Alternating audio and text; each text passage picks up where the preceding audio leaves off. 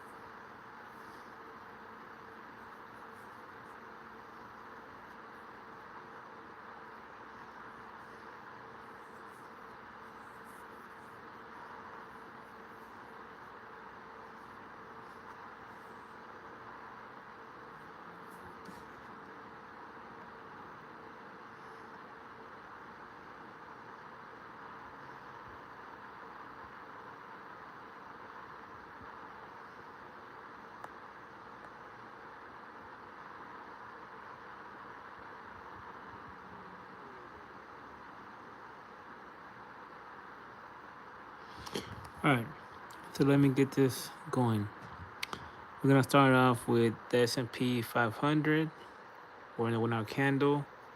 Ignore this shit right now. There's your time and date. All right, so let's get to it, you guys. Last week, we ended up closing at 6,584. And we opened this day today.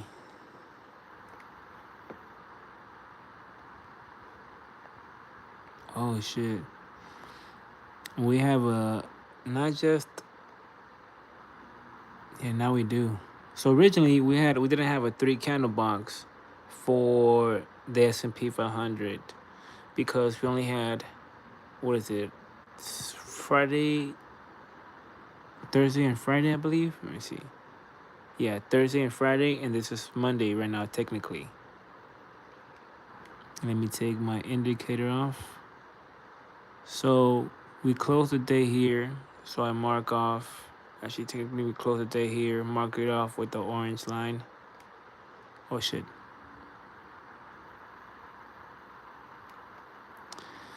And we closed the week, like I said, we closed the week down here. So what I do is, since we closed the week here, I mark it off, close into a box. Now, I was expecting for today to open a little bit lower since we have that Bitcoin dip. But seeing how it was recovering throughout the day and how it didn't keep on going, especially I said to pay attention to from 1 to 3 o'clock to how it would react. But if you notice during that time after the Bitcoin and Ethereum had that little dip, they ended up recovering. In my last video, I was saying how look how they're all recovering. The Ethereum, Bitcoin, and XRP, they're holding above crucial levels because they're waiting pretty much for the Fed decision coming up this Wednesday. And depending how we were gonna open on the S&P, we're gonna either see Bitcoin and XRP and Ethereum keep on falling down a little bit, or hold that position and recover the dip that we just had. And now that the S&P 500 opened with a 3rd candle, now we can do a 3 candle box in this area. And if you think about it, we have data coming up tomorrow, and that's what makes the market be volatile. Is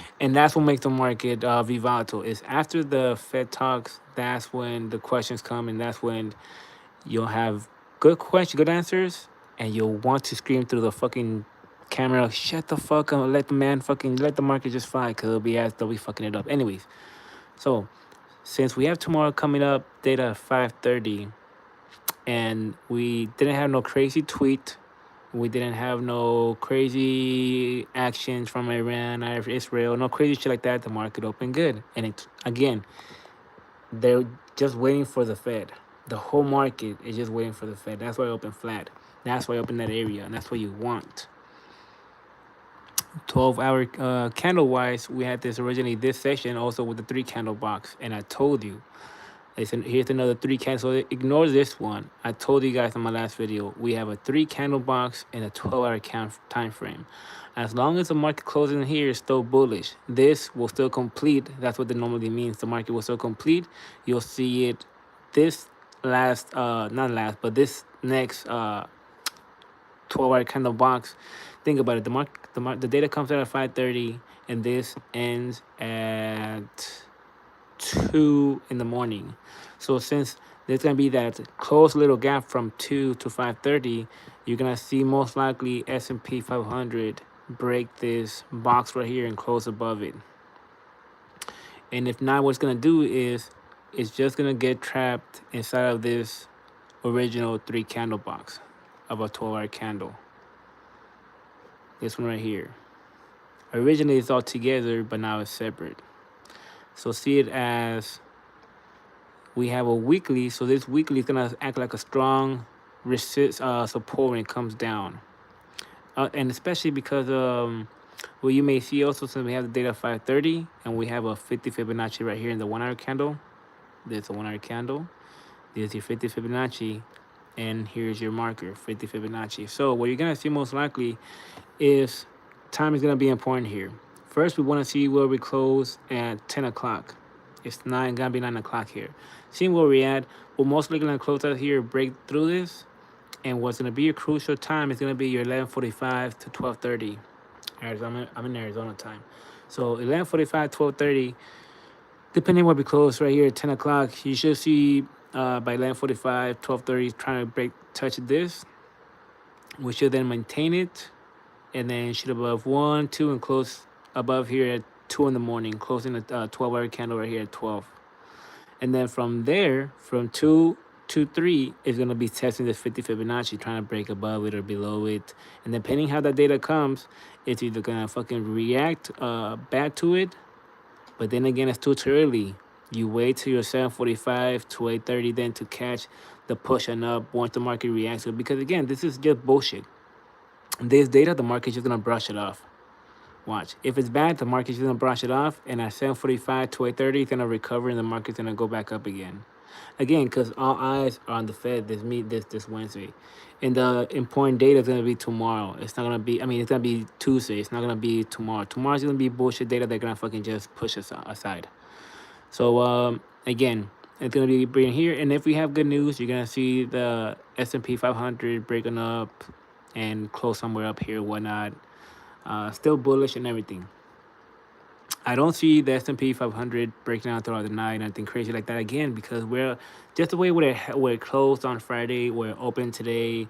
What you have, we don't have no crazy tweets, we don't have no crazy news. And then my indicator also, if we do fall down, it makes sense because again, we just shut up from a crazy all-time high. So these are your supports. This 12-hour candle, that's what the yellow line means, 12-hour candle. And this weekly. So look how my indicator, this indicator here tells me pretty much, hey, this is your cushion if you want to still continue keeping on rallying. It's like a trend line type of indicator. It gives you where the cushions are at in each time frame. And right here makes sense because even if we go down, like I said, we're gonna go below this weekly right here. So if we're down here, let me see the other outcome. If by 11:45 to your 12:30, we're in this weekly where we closed at 6,584, you're gonna then see the S&P 500 start going down from 12:30ish to 2 o'clock. And then from here, it's going to create support, just like it did here. Why? Because we have data coming out. So the emotions, as we get close to 3 or 4 o'clock, it's going to start going on up as we get hopes of having good data. And just the market in itself, it's happy. So it's gonna create support here. Again, still being in this cushion and start going back up again. And depending how the data is, it's going to react to it. It might go up right away at 6, hold it, set at 6:30, and so on.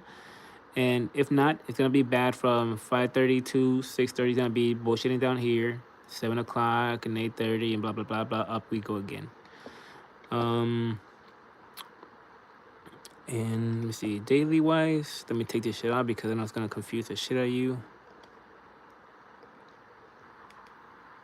So again, daily wise, tomorrow there's a day we're on a 3 candle box right here, and we have data coming at 5:30. So this, if we have good data tomorrow, is gonna be looking same this. So you see how right now in the 12-hour candle we have this pretty much, but we closed somewhere down here. This one is gonna happen tomorrow. This is how these candles patterns complete, depending if you're going on a downtrend or uptrend. Especially when you have good clean data, it plays out easily as hell. And again, tomorrow, if we come out with good data, we're gonna see this daily candle end up breaking through this and closing above somewhere up here.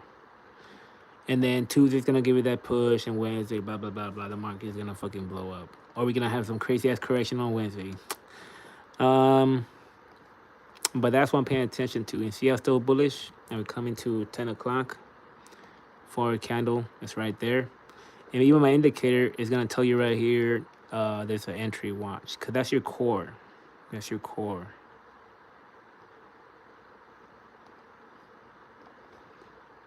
Watch.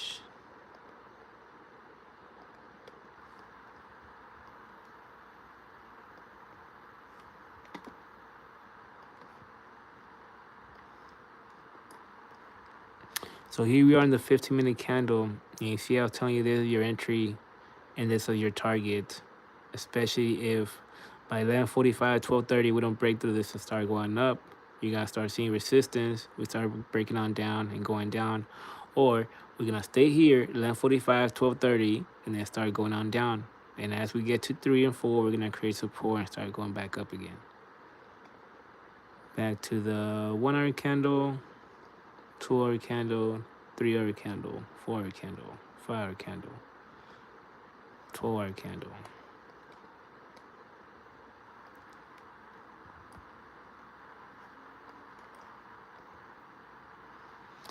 All right, anyways, another thing I want to pay attention to is this indicator right here, the DMI and the MAC, aka return of the MAC.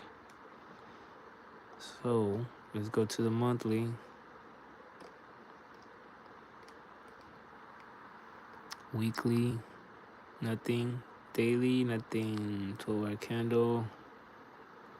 Bam, right here. No, not right here. 4-hour candle.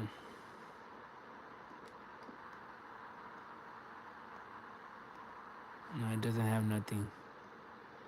This one, the MAC, monthly.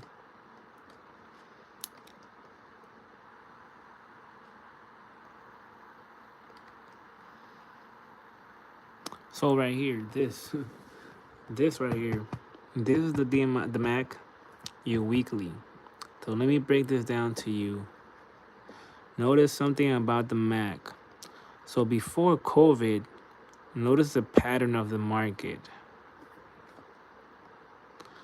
Notice how low these push were high and how low and how little they were. And this is from 2004, 2003. Here's the crash of 2008.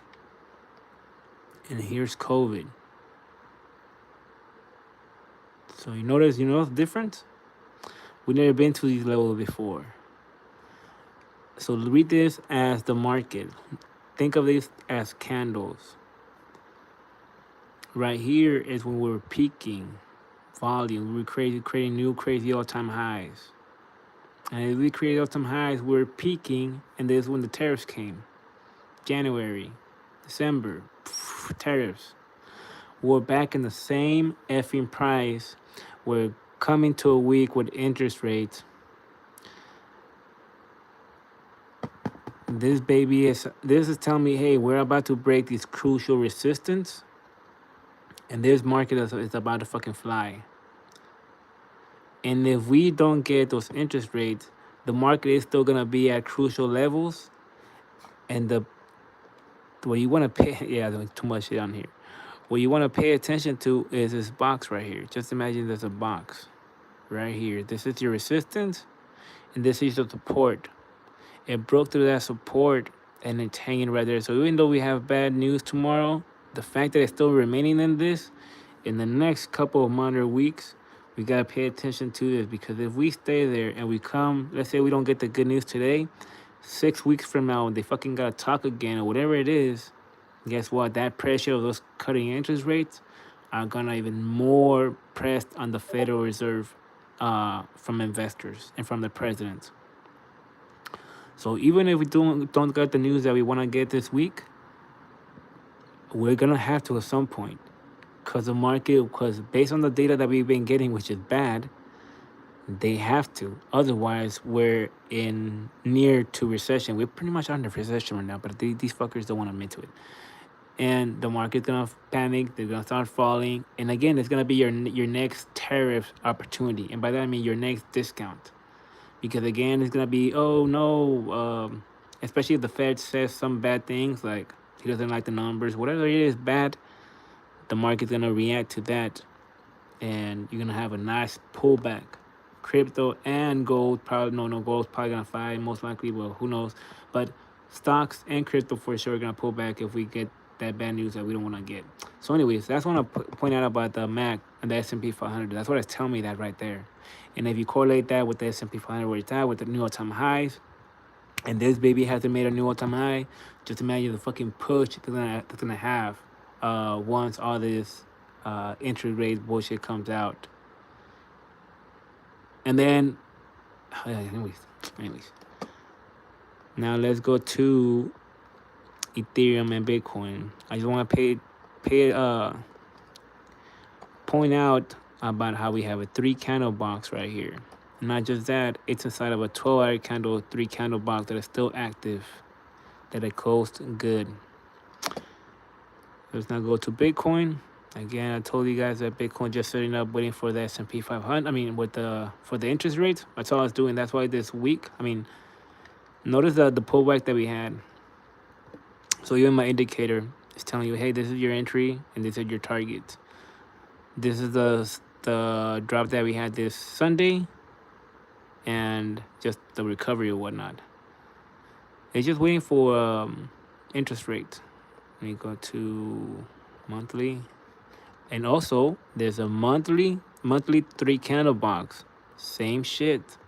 Think about it. It's a month right here. So this week right here, this is how this week gonna play off. Either we're gonna explode this Wednesday, break this strong last.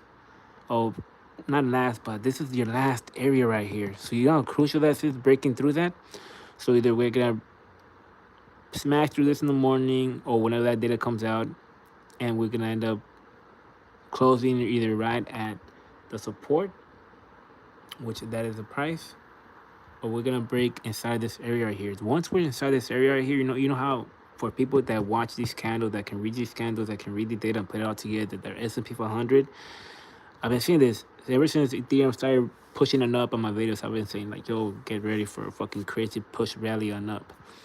Anyways, so you're gonna see the S&P. You're gonna see Bitcoin hit these prices this week, or again we're gonna get a pushing up. Let's say Monday to Tuesday, get close to these levels, be touching them, bullshitting, going up and down. But once the data comes down, it's bad, and it's not what we want to hear. We're gonna see a nice pullback, most likely to your 12s, most likely to right here. In your right here in this region right here. And it's gonna have that tension, it's gonna have that pull, and it's gonna stay in that area right there. And depending on how we have next week, whatever data we have, whatever bullshit they tweet, whatever numbers they come up, and the market either recovers or sustains that fear because of whatever the Fed said, it's gonna be very interesting. Next thing you know, see. Daily watch, you guys, we're right underneath a 50 Fibonacci. So again, see, even the indicator telling you, hey, this is your entry, and if we don't break through this, like I said, your 1140, you're on not Bitcoin. Bitcoin is different. Time frame is different. Close at 5 p.m. So again, by 5 p.m., we should be breaking through this and being at this price. And then Tuesday we're gonna come up with every data, and then oh yeah, it's gonna. So tomorrow we should see by this price right here, close to that this 1,000, 1,500,000, 150, 100,000, 894. Bam, right there. We should see it right there. If not, we should. There's no reason why tomorrow Bitcoin or the S&P should have a crazy dip or a mild dip. If anything, it's gonna be in the morning, and from 7:45 to 8:30, it's gonna recover and start going back up again. And then you're gonna see this once Bitcoin goes to that price that I told you, to that 50 Fibonacci line on the daily, you're gonna see the same indicator, same area, but this is gonna flip. You're gonna see the red on the bottom and the green on the top. Watch. Cause this is your core. This is the, look how it's sustaining this whole time since Thursday. Why? Because waiting for the interest rate cuts decision. 12-hour candle, same shit. Indicator told me down here. There's your buying zone. Hit first target. Federal Reserve is probably gonna be up here once it comes out, and so on. You see how and if we do go down, if the S&P does go down tonight, you're gonna see Bitcoin also do the same shit. But again, we're gonna just be bullshitting here.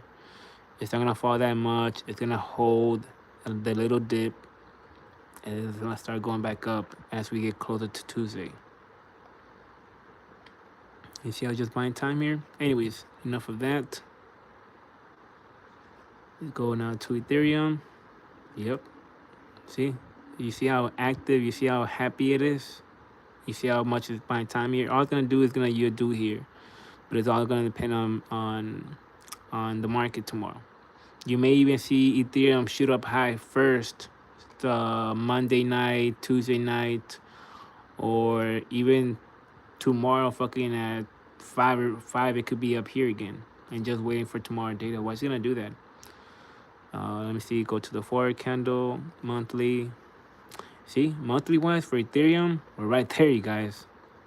It's waiting for the news. It's waiting for that Fed.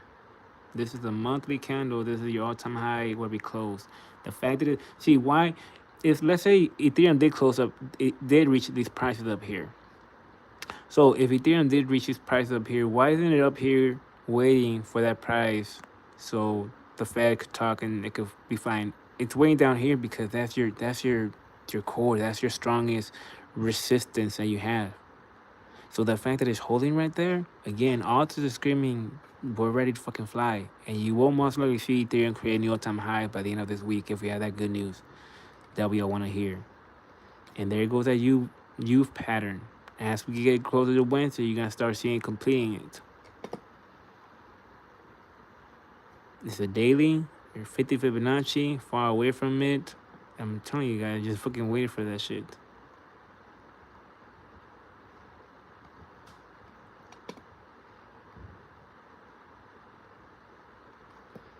And then you have XRP. XRP is doing the same shit. Monthly wise. 3 candle box pattern. See? It's waiting for that shit to blow up.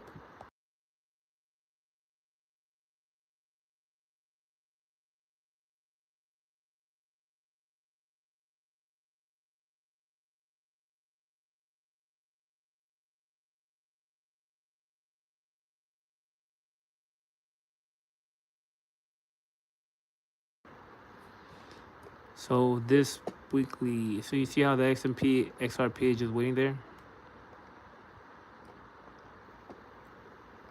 Again, just waiting for that Fed. It's gonna create that U pattern by this is the week. So we should see by the end of this week, if it all goes good, see XRP in the 320s, and it'll be crazy if it went up to the 348.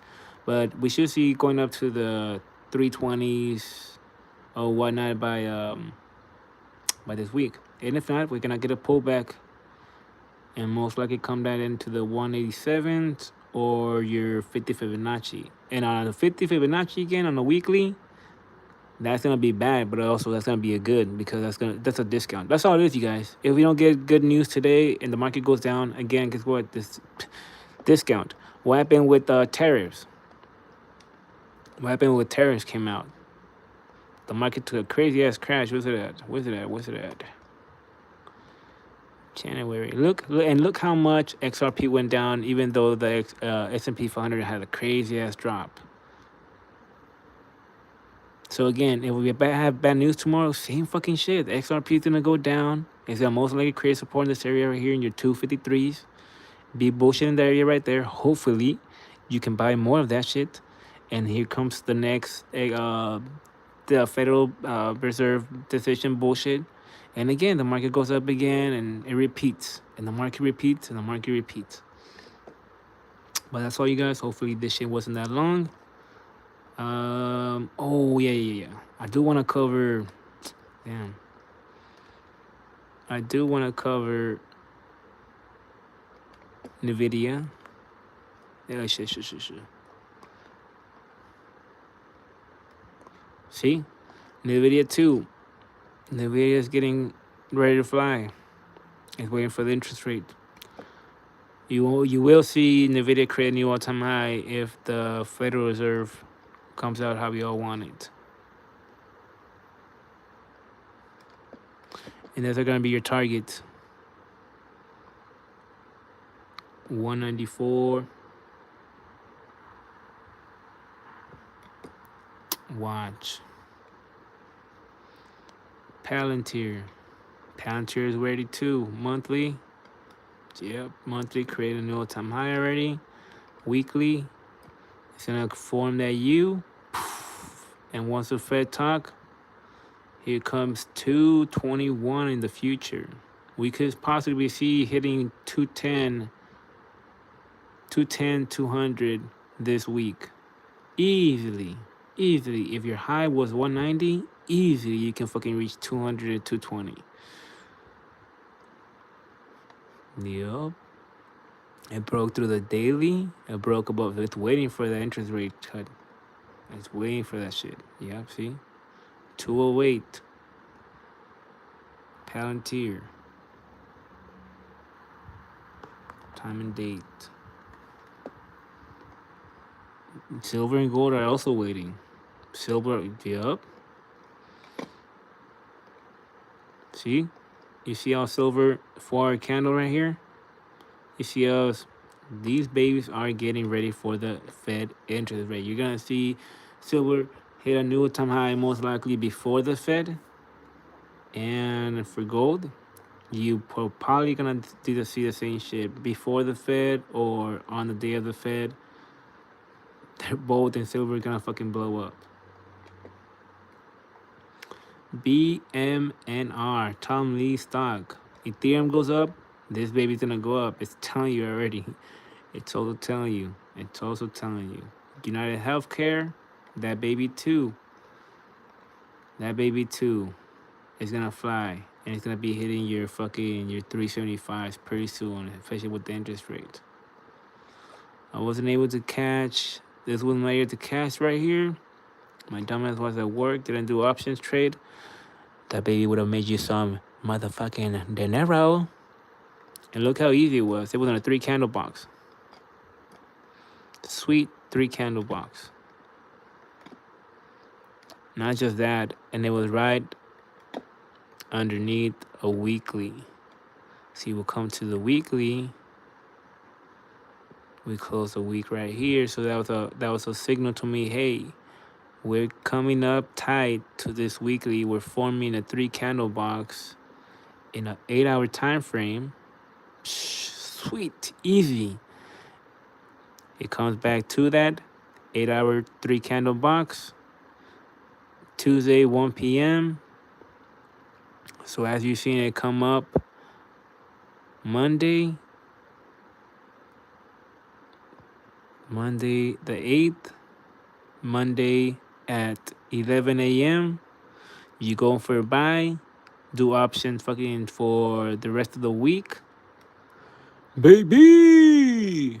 Anyways, it's too easy to talk about after it happens, right? But I'm gonna make sure when I catch these 3 candle boxes, I'm gonna tell you guys how and where and how important they are to catch them and how easy it is to break them down or whatnot.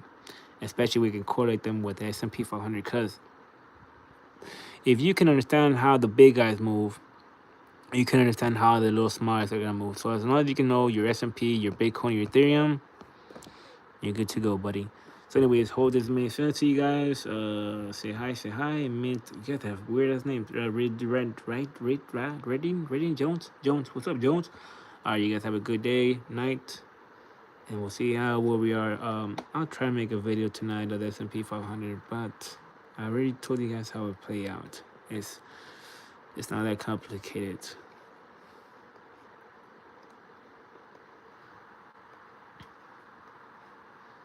Anyways, all right. See you guys.